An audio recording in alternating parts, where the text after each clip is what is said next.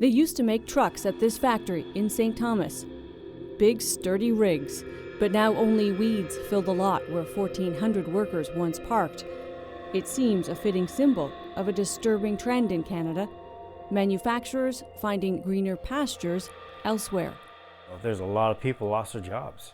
A lot of people that relied on it, their family relied on it, the whole city of St. Thomas relied on it. As the auto industry becomes increasingly globalized, Canada finds itself at a crossroads, with manufacturers looking south to more hospitable locales. And when they come to Mexico, they likely come here, Monterrey, just an hour and a half from Houston by air, a region that has become a manufacturing magnet. An hour west of Monterrey is a giant Freightliner truck plant, opened the same year the plant in St. Thomas was closed. New trucks roll out of here 3 at a time, made by a Mexican shop floor worker who works for as little as 20% of what a Canadian made doing the same work. There was a time when Mexico had a reputation of building shoddy product. We're finding now that global manufacturers are more than willing to accept products coming out of Mexico because the quality levels are as good as they are out of the United States or Canada.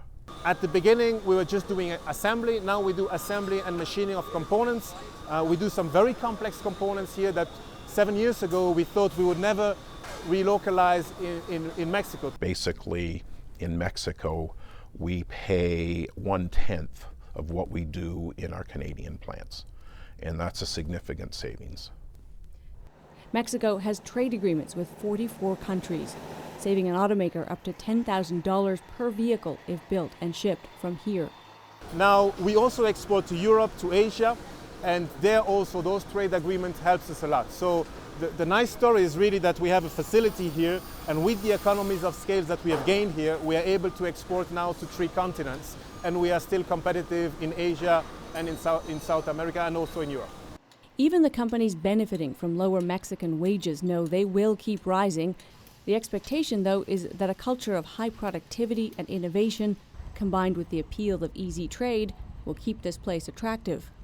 Unfortunately, I can see where manufacturing as we know it in this country will not be around.